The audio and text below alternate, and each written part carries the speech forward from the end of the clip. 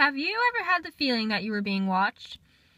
If you have, you will know exactly the same sensation that I have endured for about the past month. I don't know how or why if you can tell if you are being watched. Maybe it's a survival mechanism, or even just your psyche playing tricks on you. I, for one, know that this was not the case for me. On to the story. First off, I'm quite the junkie for anything paranormal, and have not written very much, but my story needs to be heard. It all started with a thread on a forum about the paranormal. This thread was discussing a subject I have never heard about before. It was created for the purpose of informing people on how to sell salt to spirits at a cemetery. I know what you're thinking. I thought it sounded ridiculous too, at first. But the more that I read into it, the more intrigued I became with the idea of being able to make some quick cash. The fact that it involved the paranormal didn't help sway my interest. I've always been fascinated with the paranormal, hence being on paranormal forums, and the thought of actually interacting with spirits without having to do some extensive research into the occult just seemed like a really cool idea to me at the time. Each person who had claimed to have done it before seemed so sincere with the stories that they posted. I read the entire thread and several articles over the internet.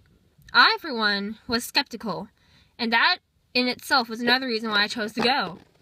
I went to bed shortly after and I forgot about the whole ordeal by the morning.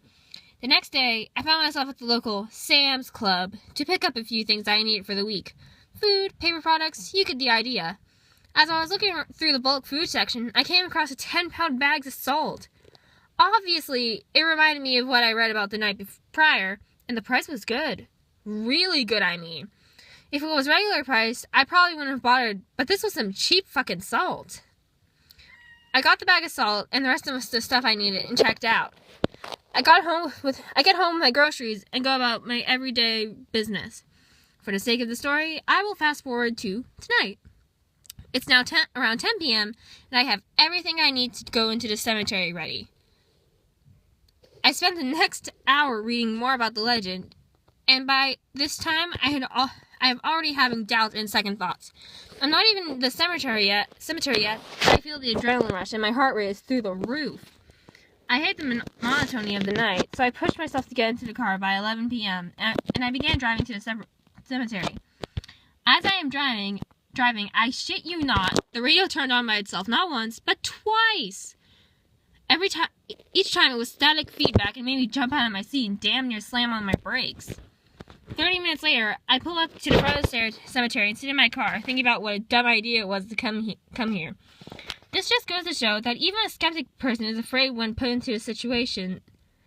After a few thoughtful moments, I decided it's now or never. You have to be in the cemetery, sitting beneath the tree by 12 a.m. So I grabbed my bag of salt, the measuring scoop I am using, and put the hood of my jacket up. I walked through the cemetery looking for a tree. It was so damn dark that I could hardly see a thing. I tripped over a small tombstone and spilled a large portion of salt all over the ground on my way to the tree. You can only imagine the doubts I felt as I was quickly scooping the salt back into the bag. The legend says if you leave before the sun rises, bad shit happens. What happens differs from story to story, but they made it clear to not back out. There was no turning back now. After getting as much of the salt off the ground as I could, I proceeded to walk to the tree that I could barely make out in the pitch black distance. It was freezing, and I knew it was going to be a very long night, seeing how it was winter. The tree had no leaves on it, and looked about as ominous as everything else in that damned place. After a moment of hesitation, I sit down, lean the bag of salt against the tree, and wait for my first customer. For those of you who are not in the know, I'll take a few moments to tell you a few things about the selling salts to spirit legends. You must bring enough salt to give to all the spirits that come to you an equal amount of salt, or bad shit will happen. Hence why I was freaking out when I tripped and poured most of it out. You must never look ahead of you as you're waiting for customers. You must remain seated and keep your head down. If you look up at a customer, bad shit happens. And wait for a hand to present itself in front of your face. You then may pour salt into the spirit's hand and thank them for the random object that turns into cash by daylight that they give you. It's said that they need salt to fend off evil spirits. Back to the story. I sit beneath the tree, waiting for something to happen. Anything. After a while, maybe an hour, I begin to realize how stupid this is. I tell myself that I will wait for another hour, and if nothing happens, I am leaving.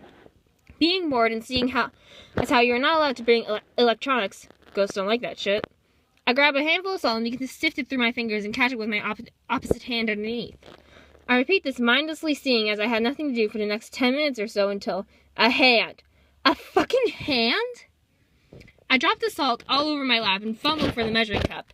My heart is beating 1,000 times a minute, and I am resisting the urge to look up. With limited vision, I have difficulty getting the salt for the hand, but it waits patiently and doesn't so much as shake.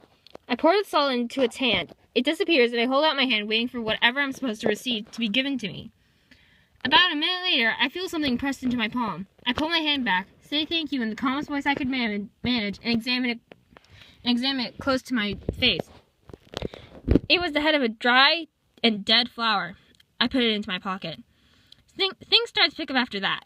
Several other hands presented themselves in front of my face, obviously wanting what I was selling. I gave them each hand a level scoop of salt, and in return I got various random objects. The oddest one being a piece of pink dripped fabric. It looked very old and frayed. I didn't care what it was, so long as it turned into something usable by morning. The hands didn't bother me so much after a while, but damn! After my third or fourth customer, I started to hear the most ungodly noises I have ever heard in my life. These were noises that I, or probably any other human for that matter, have never heard. Nothing I could think of resembled that remotely. The noises would go for a while, then stop for an extended period of time.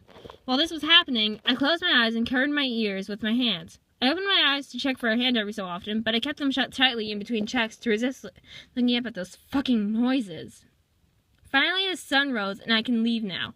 I stand up, still looking at the ground by habit, find my way to the path, and begin walking to the entrance of the cemetery. My numb hands fumbled trying to unlock the car door. As I got it open, I realized just how cold I was. I put the keys in the ignition, turned on the heater, and began to drive home. During the drive, or walk, you may not look back at the cemetery. You have to keep your eyes forward until it's out of sight. After the long drive home, I went inside my house, put my things away, and rushed to my bed to cover up in all my blankets as I was still freezing.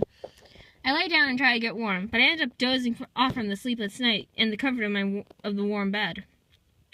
As I was sleeping, I dreamed that I was back in the cemetery. I was still sitting beneath the tree, and a hand presented itself in front of my face. My eyes looked at the hand and began to follow up its arm. Fuck. I saw its face in my dream. It had the head of a goat and resembled Baphomet, a pagan god I remember reading about. As I stared at it, it began to make those same fucking noises I heard at the cemetery again. I jolted awake and looked at my clock. It was nearly 11 p.m. How I slept for nearly 16 hours is beyond me. But the thought passed me as I remembered the money I was supposed to have in my pocket. I put my hand in my pocket and noticed that the things were gone. However, nothing replaced them. They were empty.